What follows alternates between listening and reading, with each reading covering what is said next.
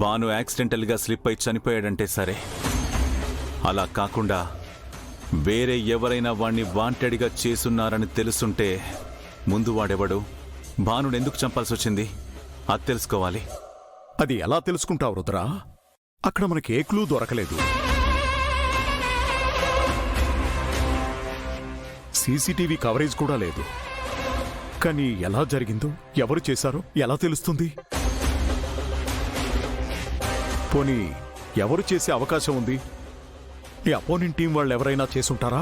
వాళ్ళు నన్ను ఓడించాలని కుట్రలు చేస్తారు, కానీ బానుని చంపాలని కోరుపెదనా.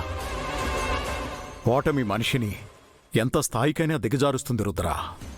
నీ ప్రతి గేమ్లోనూ భాను నీకెంత సపోర్టుగా ఉన్నాడో అందరికీ తెలిసిందే. అదే భాను లేకపోతే నువ్వు ఎమోషనల్గా వీక్ అవుతావనే కుట్రతో భానుని టార్గెట్ చేశారేమో. మీరిప్పుడు ఇలా అంటుంటే నాకు కూడా అదే డౌట్ వస్తుంది పెదనాన్న. నేను నార్కోటిక్ కేసులో ఇరుక్కోవడానికి కారణం నా అపోనెంట్ టీమే అని భాను డౌట్ పడ్డాడు. అందుకే వాళ్లతో గొడవ పడ్డానికి వెళ్ళాడు.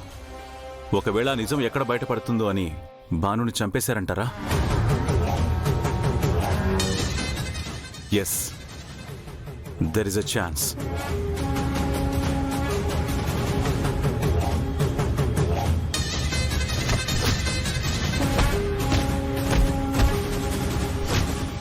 తేజ, సత్య నా ఎదురుగానే ఉన్నారు. But recreation team Bhanu slip అయి పడిపోయే ఛాన్సే లేదంటున్నారు. మరి ఎలా జరుగుంటుంది ఇది? వాళ్ళిద్దరూ కాకుండా మూడో వ్యక్తి ఎవరైనా నెట్టేసి ఉండొచ్చుగా.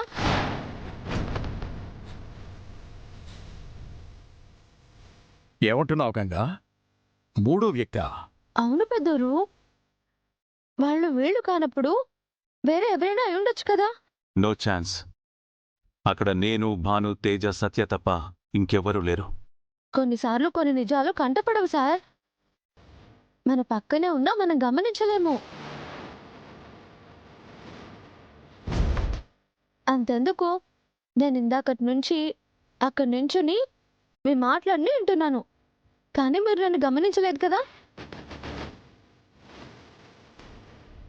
ఆ రోజు మీకు కూడా ఇలాంటిదేదో జరుగుండొచ్చు కదా.